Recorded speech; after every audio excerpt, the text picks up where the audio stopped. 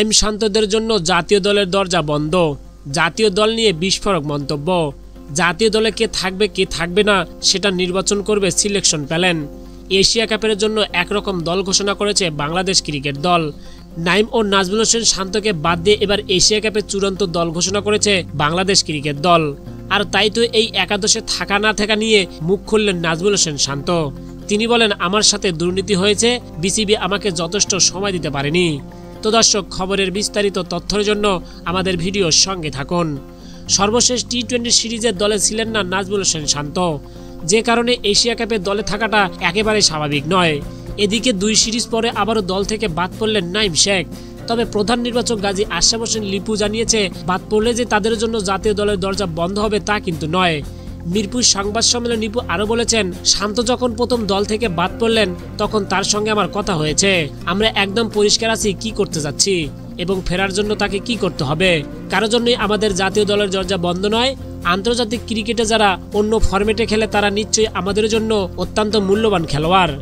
নতুন একটা ফরম্যাটে আমরা চাই প্রত্যেকটা জায়গায় যেমন চ্যালেঞ্জ আছে, সেটা চ্যালেঞ্জটাকে মোকাবেলা করার জন্য পারফরমেন্স দরকার হয়। সেই পারফরমেন্সের জায়গাটা আগে নিশ্চিত করা প্রয়োজন। আমি মনে করি আমাদের এনসিএল টি-20 আছে, তার থেকে আরেকটু বড় ধাপ বিপিএল আছে, যেখানে নিজেদের জায়গায় খেলা বেশি সুযোগ থাকবে এবং নিজেকে মেলে ধরার অনেক সুযোগ থাকবে। পরে নাইম শেখ সম্পর্কে লিপু বলেছেন, কাউকে দল থেকে বাদ দেওয়ার আগে আমাদের অনেক চিন্তা ভাবনা করতে হয়। সে তার সামর্থ্যের কতটুকু করতে পারলো বা যে সুযোগটা তাকে দেওয়া হয়েছিল সে সুযোগটা যথেষ্ট কিনা। আমার কাছে মনে হয়েছে নাইম শেখ কঠোর পরিশ্রম করেছে।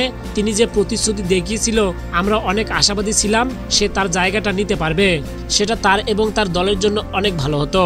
কিন্তু দুর্ভাগ্যজনক সেটা হয়নি। আমরা টপ এন্ড টি-20তে দেখলাম সে সেই চ্যালেঞ্জটা মোকাবেলা করতে পারলো না। আমার বিশ্বাস নাইম শেখ জানে তাকে পুনরুদ্ধার করতে হবে, আর আন্তর্জাতিক টি-20 ম্যাচে তাকে সফল হতে হলে আরও কত উন্নতি করতে হবে।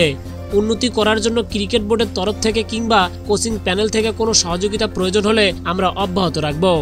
তো দর্শক, আপনাদেরকে বলছি, এশিয়া কাপের স্কোয়াড থেকে নাইম শেখ ও নাজমুল হোসেন শান্তকে বাদ দেওয়া নিয়ে আপনাদের কোনো মূল্যবান মতামত থাকলে পাঠিয়ে দিতে পারেন আপনাদের মূল্যবান মতামত আমাদের ভিডিও কমেন্ট বক্সে।